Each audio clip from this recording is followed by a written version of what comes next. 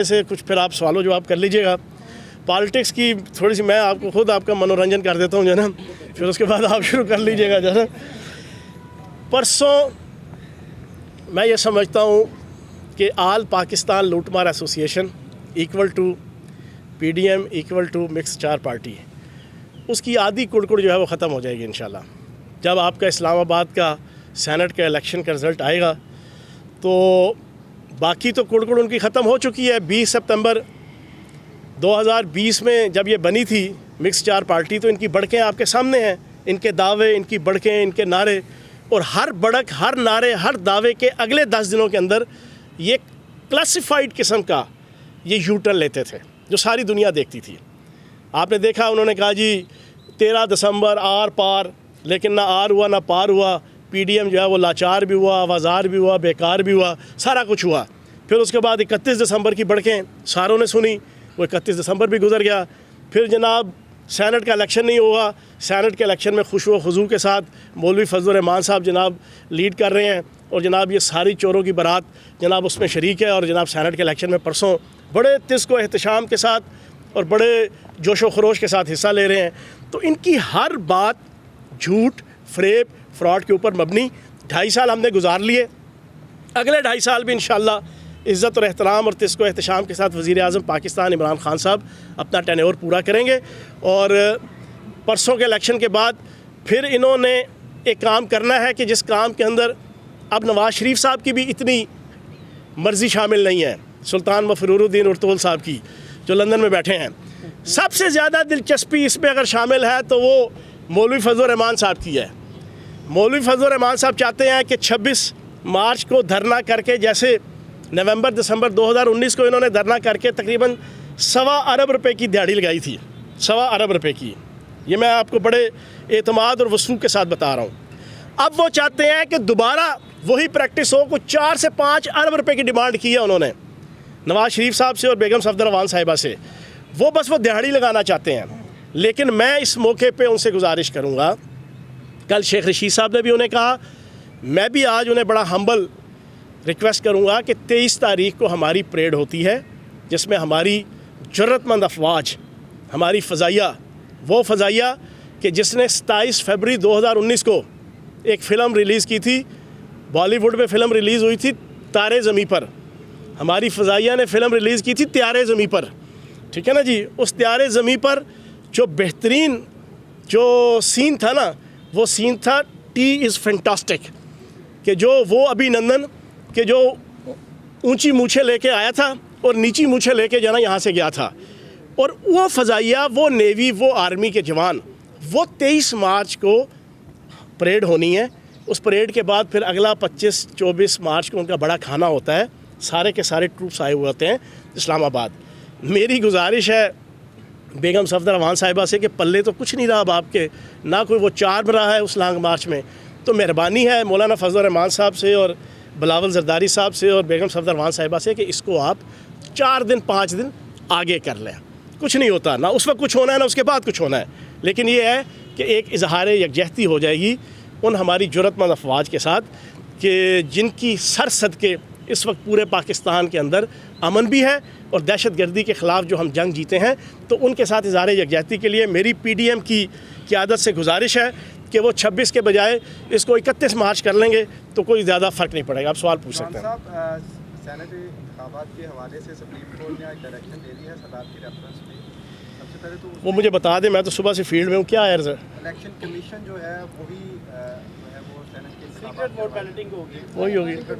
चलो, पार्टी जो है ना वो चेयरमैन वो चेक करवा सकता है वोट। अच्छा, वो करवा सकते हैं। देखें, इस पर मैं एक बात कहूँगा, 2006 में मिसाके जमहूरियत जिसको आप कहते हैं, मैं तो उसका नाम देता हूँ राधा आओ मिल के खाएँ आधा आधा वाला सिस्टम।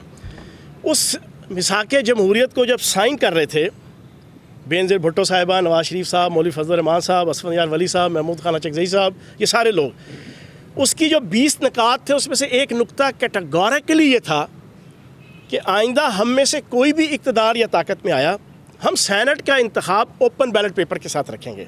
ये पूरी पाकिस्तानी कौम की इतला के लिए अर्ज़ है, जो आप पिछले कई दिनों से TV टॉक शोज़ के अंदर, TV न्यूज़ चैनल्स के ज़रिए से आपको पता चल चुका है, लेकिन एक दो दोबारा तज़कीर के लिए इनकी मुनाफिकत का आलम देखें, इस पूरी मिक्स चार पार्टी का और इस मुनाफिकों का, कि अगर इमरान खान साहब और पीटीआई ने कह दिया है तो ये बैकआउट कर रहे हैं। सिर्फ बुग़्ज़ है इमरान खान में। मैं तो इमरान खान साहब को कहता हूँ कि आज आप शाम को एक ट्वीट करें कि नवाज़ शरीफ साहब बड़े दयानतदार आदमी हैं। 2 सेकंड गुजरने के बाद बेगम सफदर अवान का ट्वीट ना आया कि नवाज़ शरीफ से बड़ा करप्ट और बदयानत शख्स कोई नहीं है, तो आप मुझे कहिएगा। इन्होंने हर वो बात का उल्ट कहना है जो इमरान खान साहब ने कहना है, जो पीटीआई ने कहना है। अब जिस चीज़ के ऊपर आपने साइन किया, लेकिन आपने अपना मुंह काला किया कि सुप्रीम कोर्ट के चीफ जस्टिस और फाजिल जजेस ने आपको शर्मिंदा किया इस हेयरिंग के अंदर, कि आपके अंदर कोई शर्म है कि आप खुद साइन करके हटे हैं। आपने ऐलान किया है कि जनाब ओपन बैलेट पेपर होना चाहिए, तो अब हुकूमत लेके आई है पीटीआई की और इमरान खान साहब तो आप बैकआउट कर रहे हैं। तो बहरहाल सुप्रीम कोर्ट ने अपना फ़ैसला दिया है, हम सुरखरू हुए हैं, इमरान खान साहब सुरखरू हुए हैं, वज़ीर आज़म साहब सुरखरू हुए हैं। पीटीआई की हुकूमत ने सेनेट के इलेक्शन में करप्शन का रास्ता रोकने के लिए अपना फ़र्ज़ अदा कर दिया, लेकिन ये चोर लुटेरे और मुनाफिक कम अज़ कम बेनकाब हो गए। अच्छा सर, ये बताइएगा कि जो पंजाब में बिला मुकाबला इलेक्शन हुआ है सेनेट का, तो ये बैक टू डोर राब्ते जारी हैं या आउट टू डोर राब्ते जारी हैं, क्या हो रहा है? अच्छा देखें, इसमें एक चीज़ तो बड़ी क्लियर है कि सेनेट के इलेक्शन के अंदर कोई बहुत बड़ा, कोई जिसे कहते हैं ना अप्स एंड डाउन, वो उस वक्त तक पॉसिबल नहीं होते कि जब तक आप अरबों रुपए की गेम ना करें।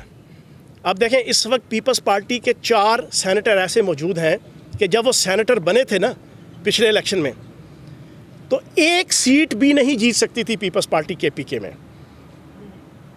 7 वोट थे उनके पास, 35 वोट ये ले गए। जाहिर सी बात है कि इन्होंने करप्शन की। अब इस पे एक बात बड़ी दिलचस्प मैं कहूँगा, हज़रत आदम अलैहिस्सलाम और हज़रत हव्वा अलैहिस्सलाम जन्नत से निकाले गए, ठीक है, उन्होंने गलती की, गंदम खाई। किसके खाने पे खाई? शैतान के खाने पे खाई। शैतान जो है वो बुनियादी तौर पर उसके पीछे था, जिसकी वजह से उनको वहाँ से निकलना पड़ा। ये हम सारों का ईमान है, पूरी आलम इंसानियत का, हर मज़हब के लोगों का इस बात पे। तो बुनियादी जो है वो कल्प्रेट शैतान हुआ। तो ये जो वोट बिकते हैं सेनेट के MPAs MNAs, वो तो चलो बिकते हैं, गलती करते हैं, उसके पीछे शैतान कौन है?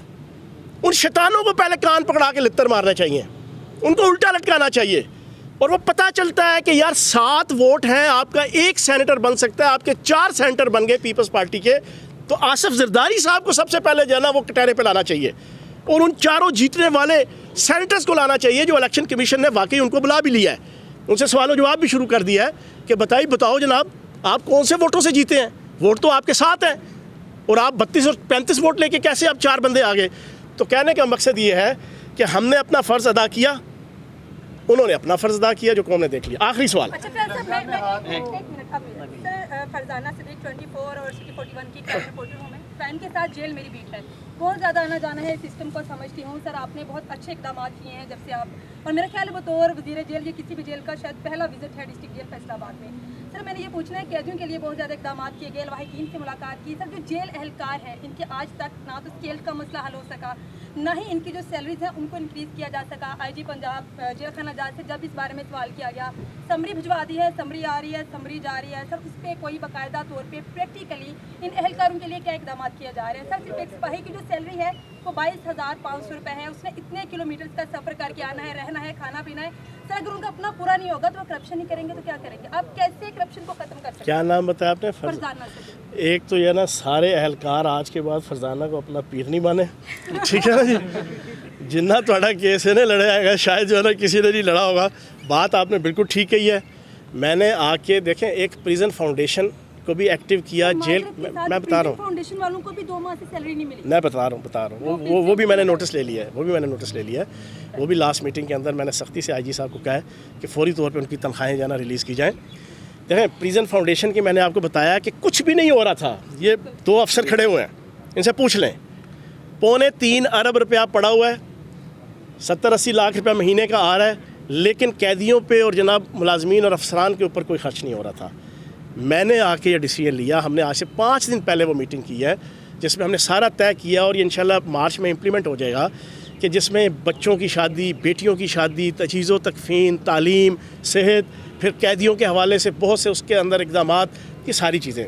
ये वाला भी जो आपने जनाब इशू रेज़ किया है, ये 100% दुरुस्त है। ये ज़्यादती है कि पुलिस से ज़्यादा टफ़ जॉब जो है वो प्रिजन की है। पुलिस वाला तो फिर भी कोई सुकून ले लेता है, इधर उधर चला गया, कैंटीन में बैठ गया, कहीं खड़ा सड़क पे, उसने सुबह से शाम तक ड्यूटी लगी है, तो वो 75 दफ़ा जो है ना कोई बैठेगा उठेगा, कहीं घूम फिर लेगा। ये तो प्रिजन के जो मुलाजमीन हैं इनको भी जेल हुई होती है, जैसे कैदी को जेल हुई है इनको भी जेल ही हुई होती है तकरीबन। तो इनकी भी तकरीबन बराबर की उनके है, बल्कि उससे ज़्यादा टफ़ ड्यूटी है।